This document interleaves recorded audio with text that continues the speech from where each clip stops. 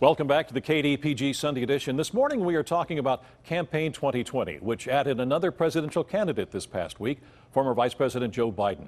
Joining us now is the Republican member at large of Allegheny County Council, Sam DeMarco from North Fayette. He is chairman of the council's Republican caucus and a supporter of President Donald Trump. He is also with us is Dr. Kristen Kupe, professor of political science at Duquesne University's McAnulty College of Liberal Arts. Thank you both for joining us here for the KDPG Sunday edition. Sam, we'll give you the opportunity to respond to what we heard in the first section from former Congressman Klink in that Biden might just be the guy to beat Trump. I think that Vice President Joe Biden, if I look at him from a personal standpoint, seems like a great guy to go out and have a beer with, somebody you would want to hang with. I don't know that he's somebody that I would want running the country. I mean, he has a long and distinguished history in the United States Senate, but he's been wrong on almost every foreign policy issue. If you look back at the Osama bin Laden raid, he told President Obama not to go on that raid. He talked about Iraq, he was for the splitting up of Iraq. So what's going to happen is more and more of this comes out. I think if it were to get to a type of a long campaign, folks would start to see that, you know, he may be a great guy, nice guy to have fun with, but not necessarily the person you want in charge. Kristen, do we see the chance that the other candidates on the Democratic side may use this kind of an argument against him coming up? I mean, they would have to, because they're trying to distinguish themselves from somebody who has such a storied history, who has the name recognition that a lot of them don't have. But one of the issues is, one thing I think a lot of Democrats want to see that they haven't seen from the current president is someone who's willing to accept that he has made mistakes and he has evolved on issues. And Joe Biden is increasingly aware that that's something that he needs to do based on his past policies on criminal justice reform, on the Violence Against Women Act, you know, on the Anita Hill hearings, things that have been kind of addressed before he actually became a candidate. He knows what people are going to attack him on, and so he's had a chance to kind of sit down, deliberate with his campaign staff, so he knows what the problems are going to be going forward. When you look at the Democratic field, so crowded, you know, 20 or so candidates, does a race this crowded galvanize the party and its voters, or does it just wear them out by the time the convention takes place? You hope it galvanizes, but there's a good chance that they are just going to be so tired by the end of it. I mean, 20 candidates is a stacked field, and they are all very different from each other. And so that's going to be one of the biggest challenges, is trying to distinguish themselves from 19 other people that kind of look and sound a lot like them. I think the Democratic Party has a challenge today as well. They're facing what the Republicans faced in 2010 with the rise of the Tea Party. The progressive wing of the Democratic Party today is driving these candidates further and further to the left. And in the primary process, many of these 20-plus candidates that have come out running for president keep moving to the left. And you heard that last week, where folks were talking about, hey, they want to allow terror. Bernie Sanders was for allowing the Boston bomber to be able to vote from prison. Okay? So these are some of these things that are going to be popular maybe in the very, very progressive left wing of the Democratic Party, but they're nothing that's going to be popular with mainstream voters. I asked this question previously in the previous segment. Is there a danger, as Sam is talking about here, of being primaried out if you are more on the moderate side? And again, they point out that until recently, Joe Biden had one of the most liberal voting records in Congress. Right, and that's the thing I think people forget sometimes too, is that there's a primary election, then there's a general election. And the Democrats need to find the candidate that can beat Donald Trump.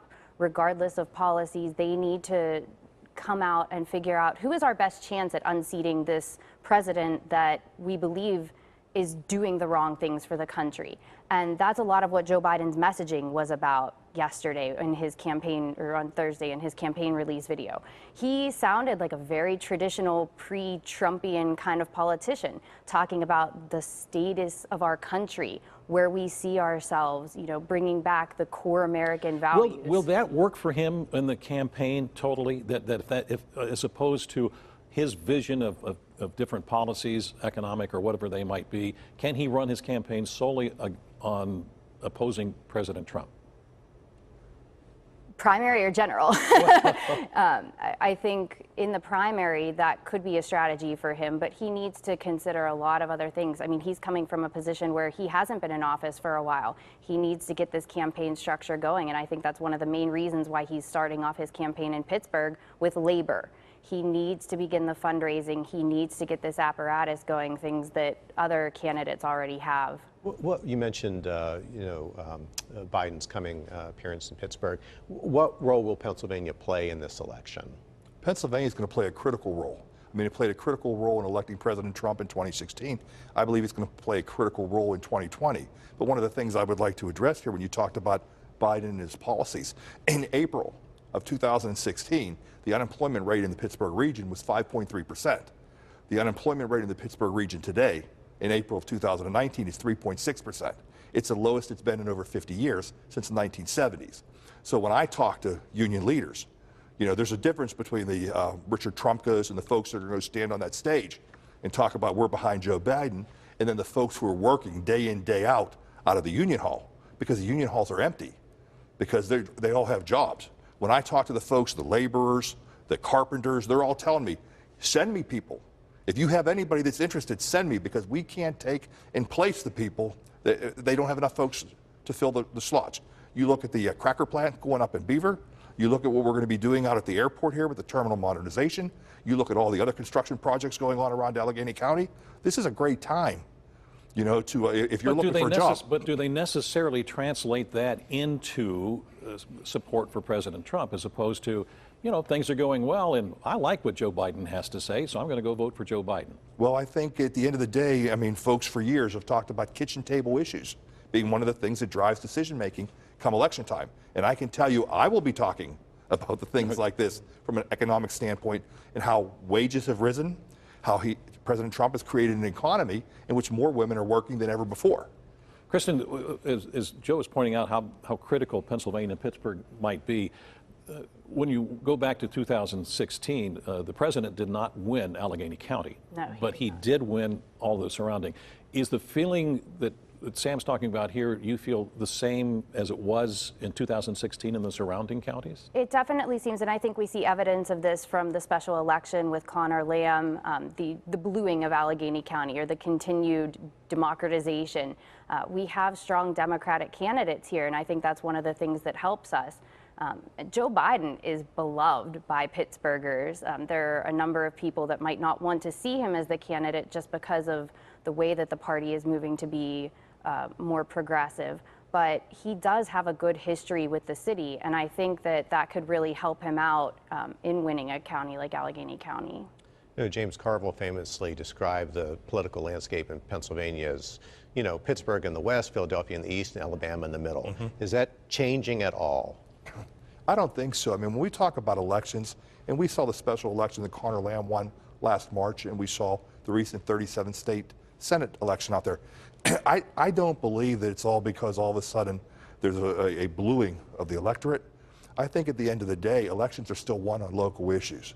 And what happens is Connor Lamb was an exemplary candidate, and he ran a much better race than the other guy. He was able to raise money that allowed him to define himself and to define the other guy. And you know, Representative Saccone at the time was not able to raise enough money. While he had money coming from Washington, because you can't coordinate, that can only be spent on negative ads and things like that, which is why you saw a lot of those trying to tie Connor Lamb to Nancy Pelosi.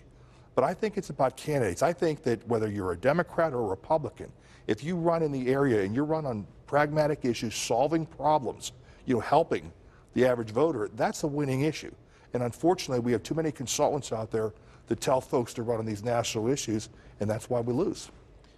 You know, Biden has been accused of being too touchy-feely, and you know he's admitted an issue with that. But he does like retail politics. He likes kissing babies. You know, he likes shaking hands. How important will that style be in this campaign? I mean, that's Joe Biden. If he changed the way he delivered himself, he wouldn't be the person that we've come to know over the last 40 plus years that he's been in public service. But with the way the state of the country now, the Me Too movement, the added emphasis on those kinds of issues, he has acknowledged that he will be more sensitive to people, but in comparing that to the actions that have been allegedly or shown to be taken by the president, you know. Will, final question, I think is about the only amount of time we have left for, and that is, how, we haven't approached it, age. Is this going to be a problem for Joe Biden? It could be, but I mean, President Trump is in his 70s as well. Bernie Sanders. I mean, when you have the front runners of the Democratic Party who are all older white people, that upsets a lot of the more progressive base. But you know, the Democrats really just need to focus on finding the best candidate.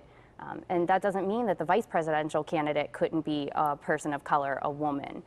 There can be a balance. Right. Kristen, Sam, thanks so much for being with us this morning on the KDKA-TV Sunday edition. Joe and I will be back with some final thoughts in just a moment.